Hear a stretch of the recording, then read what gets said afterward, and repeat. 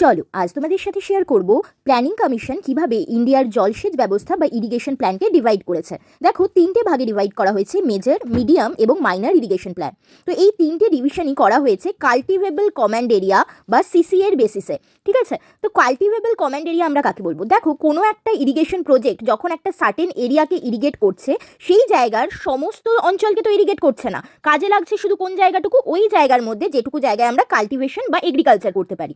যেমন simple example ধরো যে তোমার পাড়ায় ইরিগেশন হচ্ছে, পাড়ায় তোমার এগ্রিকালচার ফিল্ড রয়েছে, রাস্তা রয়েছে, বাড়িঘর রয়েছে, সেই জমি রয়েছে। তো যেখানে বাড়িঘর রয়েছে বা রাস্তা রয়েছে সেই এরিয়াগুলোতে তো আর ইরিগেশন হচ্ছে না, ইরিগেশন শুধুমাত্র হচ্ছে যেখানে এগ্রিকালচারাল ফিল্ড রয়েছে বা কাল্টিভেশন করা সম্ভব। তো সেই এরিয়াগুলোকেই বলা হবে হচ্ছে কাল্টিভেবল কমান্ড এরিয়া। তো মেজর ইরিগেশন প্ল্যান্ট হচ্ছে যখন কোনো একটা ইরিগেশন প্রজেক্ট 10,000 হেক্টর বা তার বেশি পরিমাণের কাল্টিভেবল কমান্ড এরিয়াকে ইরিগেট করে।